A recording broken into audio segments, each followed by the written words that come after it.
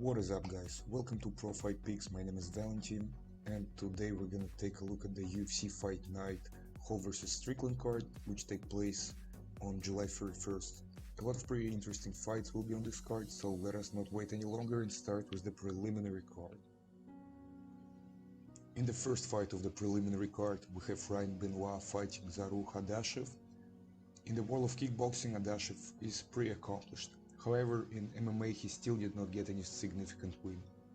The fact that he did not get any significant win yet is also due to the fact that his first two fights in the UFC were very tough matchups.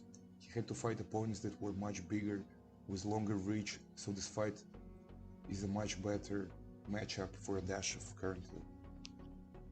Regarding Benoit, I can say that we actually saw many of his fights, and I think we pretty much saw everything he has to show, and he does not look like he will be able to get to the top tier of this division.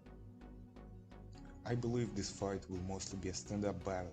This will be good for an accomplished kickboxer Hadashiv. That being said, he once again will be giving up the reach advantage. Benoit has very powerful hands. Out of his 10 wins, 8 of them came by KO or TKO, and he is able to mix his striking with takedowns. Due to his background in Sambo, we can say that Hadashiv has decent takedown defense, and if he can manages to keep this fight standing, he definitely has skills to get a decision victory here. However, I believe Benoit will be able to either get a KO victory with the help of his dynamite charged hands, or a decision victory with the proper utilization of his takedowns. I pick Benoit to win this fight. In the second fight of the preliminary card, we have Philip Rowe fighting Orient Koskinen. Orient is having his debut in this fight. He got his contract with the TKO win on Dana White's Contender Series show. He's currently undefeated in his career, having 6 wins by KO or TKO and 1 by submission. He's a well-rounded fighter that has pretty good jiu-jitsu as well as very powerful hands.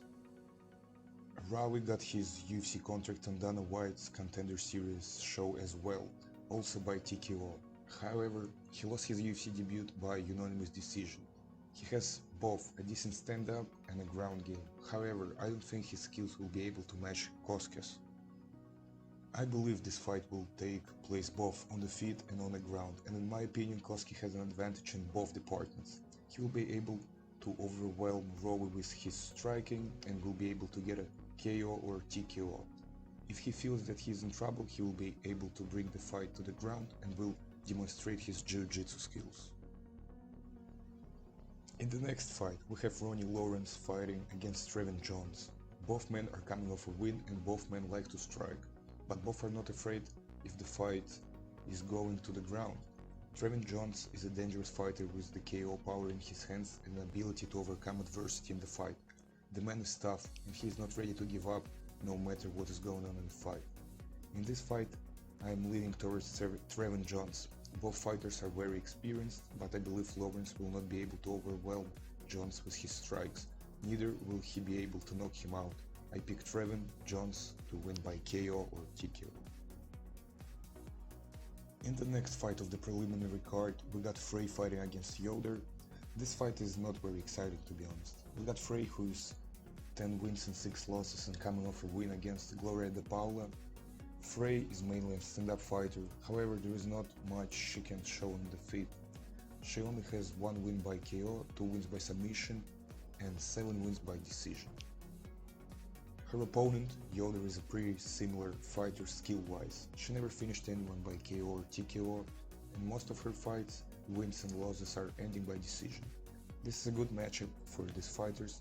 Both of them have an equal chance to win. However, I think Frey will be able to outstrike her opponent, since her overall MMA skills are a bit better and sharper. I pick Frey to win by decision in this fight. The next fight of the preliminary card is going to be between Chavez and Kamaka.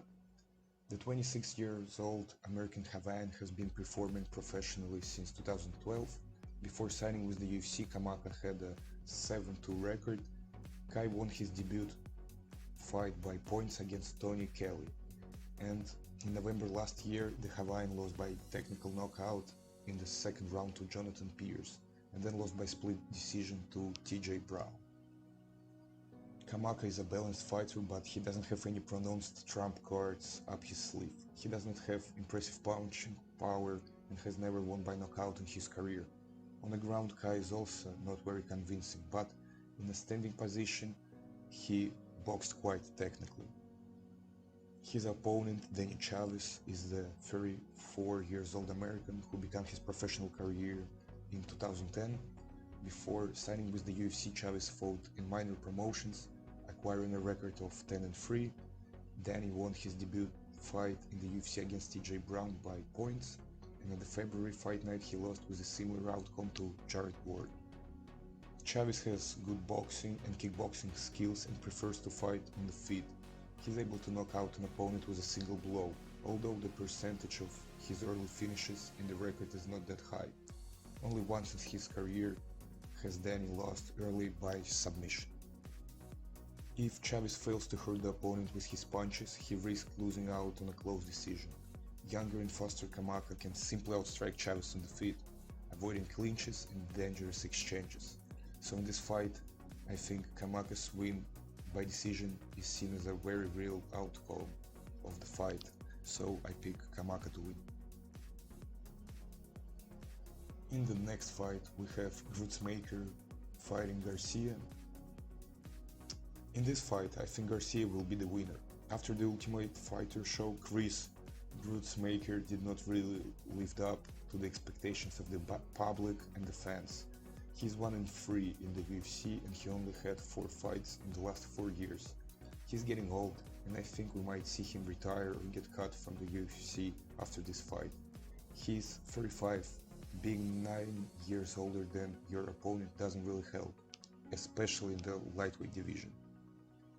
His opponent, Rafael Garcia, lost a close decision in his last fight, which was his UFC debut. He has 11 wins and 1 loss. He's a very good grappler that feels very comfortable on the ground. I believe he will be able to easily overwhelm his opponent and get either submission victory or victory by decision. Moving on to the next fight, we got Anglin fighting Bagdasaryan. Anglin prefers fighting on the feet and has good boxing and kickboxing skills.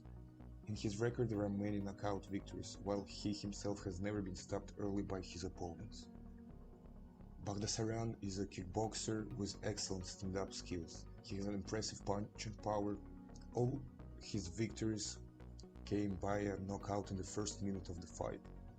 Also, Melsik is a pretty technical boxer, but he is not effective on the ground. In my opinion, this fight promises to be spectacular and competitive. Both guys love to bang and have impressive punching power. The likelihood of an early end to a fight is very likely here, and I will give my personal preference to the Armenian fighter. I pick Bagdasaryan to win by KO or TKO.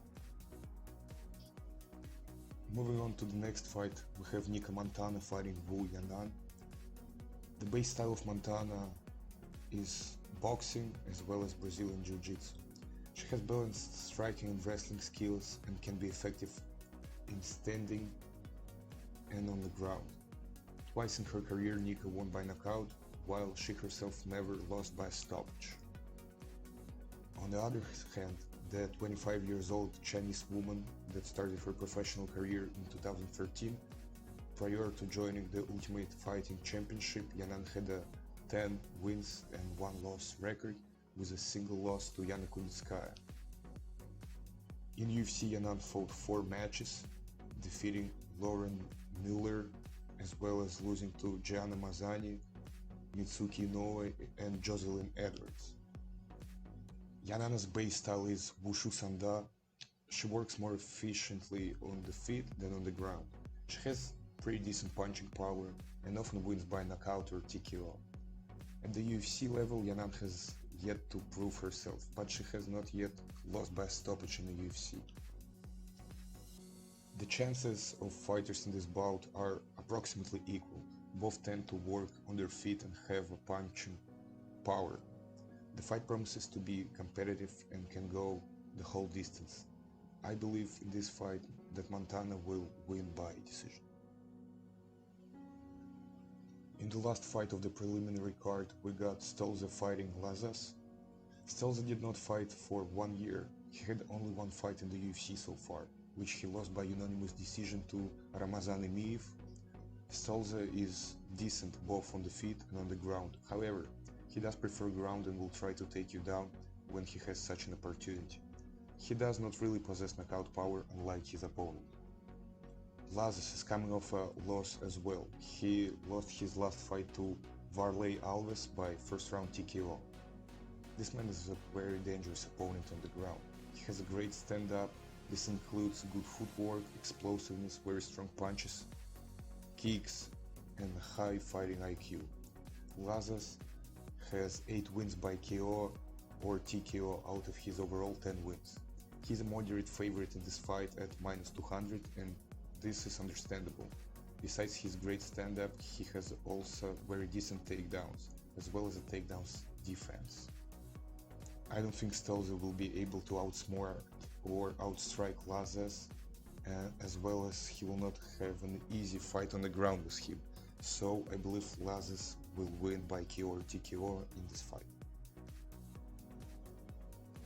Let me know what are your thoughts and picks for this preliminary card in the comment section below. In the next video I will talk about the main card and make my picks. Thank you very much for watching the video. Don't forget to drop a like and subscribe for more weekly videos. Thank you.